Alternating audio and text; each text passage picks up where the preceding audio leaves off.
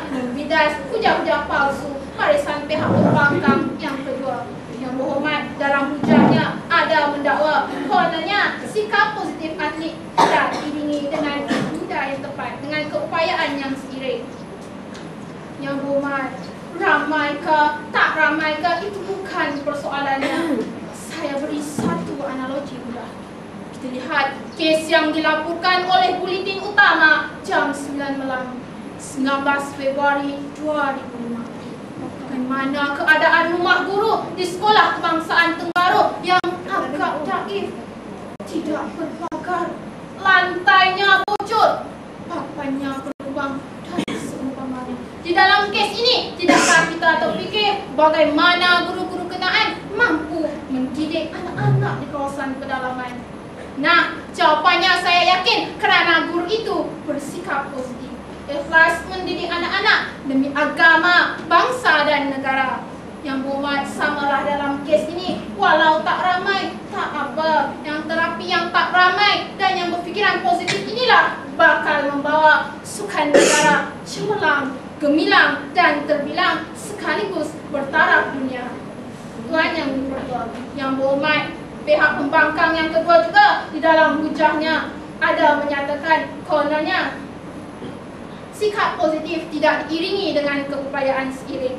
Yang berhormat, kami barisan pihak kerajaan tidak menafikan untuk menafikan pakej animal lain turut memainkan peranan dalam memajukan sukan negara.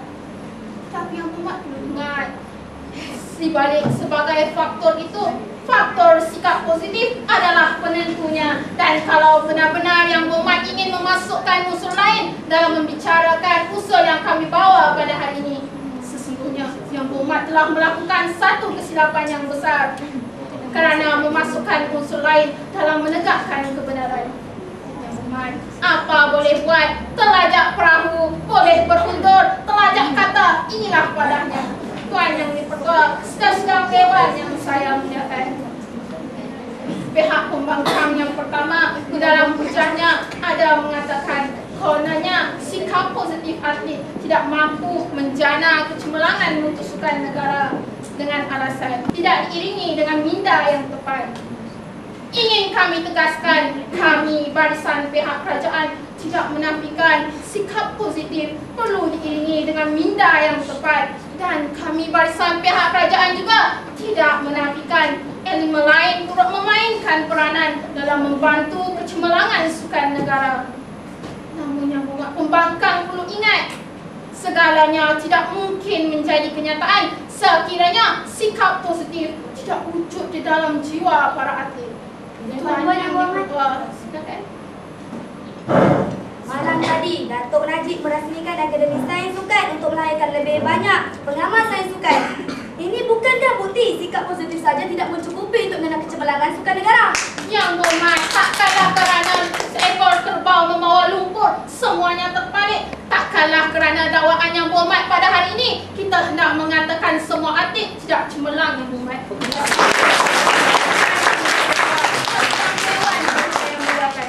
saya beri satu analogi.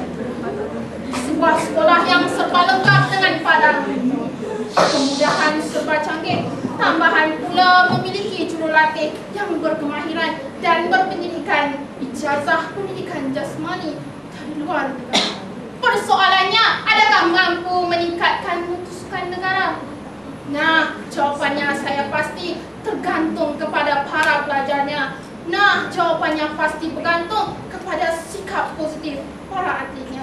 Jikalau tidak, kemudahan sukan canggih hanya menjadi sekadar gajah putih yang berhormat.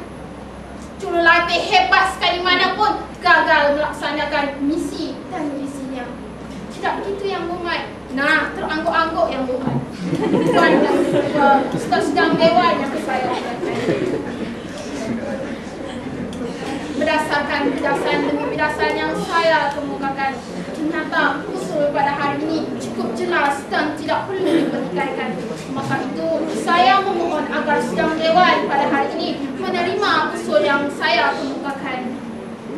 Pergi membeli belah di buku, singgah sebentar di rumah beda. barisan pihak pembangkang terpaksalah pasrah lantaran hujah banyak yang goyah. Sekian kesinambungan hujah saya akan diteruskan oleh kakak saya.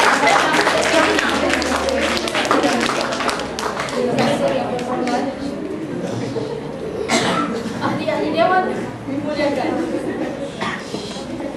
Perbahasan isu diteruskan lagi dengan mempersilakan pihak pembangkang ketiga untuk tampil mengemukakan hujah-hujah dan bidasan seterusnya. Persilakan yang berhormat Nur Ain Rashid. Terus terang saya katakan, kami bukan tampil semudah ungkapan kata. Perbincangan demi perbincangan, perdebatan demi perdebatan antara kami. Hasilnya, kupasan tampil di sini. Terima kasih yang dihormati Tuan Yang di-Pertua Dewan, barisan panel hakim yang bertunjangkan keadilan, barisan pihak kerajaan amat saya segani, serta warga persidangan sekalian. Assalamualaikum warahmatullahi wabarakatuh. Tuan Yang di-Pertua Dewan, serta warga persidangan sekalian, sebentar tadi yang berhormat ketiga ada mengatakan sikap positif tunggak kecemerlangan. Tuan Yang di-Pertua serta warga persidangan sekalian, ukuran sikap positif ibarat mencari seekor semut hitam. Tapi di mana mudah kamu ukur sikap? Ada apa standar positif bagi yang berhormat? Adakah pula jaminan yang positif pasti menghasilkan yang positif? Ini bukan hukum karma yang berhormat. Realitinya, sikap positif atlet, apa ukurannya? Tahap mana positifnya? Adakah 100%, 90% atau 50%? Anda mungkin dianggap positif jika Anda bersabar, tetapi sabar Anda mungkin menyebabkan Anda dipijak atau terjatuh.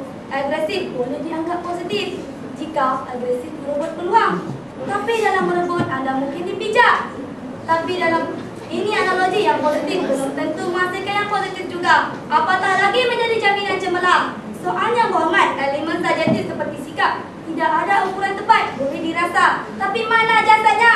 Lantas sebenarnya kita berbicara tentang sesuatu yang maha luas. Tuan Yang di-Pertua Dewan, warga persidangan sekalian, sebentar tadi. Tuan Yang di-Pertua Dewan, warga persidangan sekalian, soalnya sekarang positifkah sikap atlet-atlet kita? Kita ke Olimpik sekadar menjadi peserta.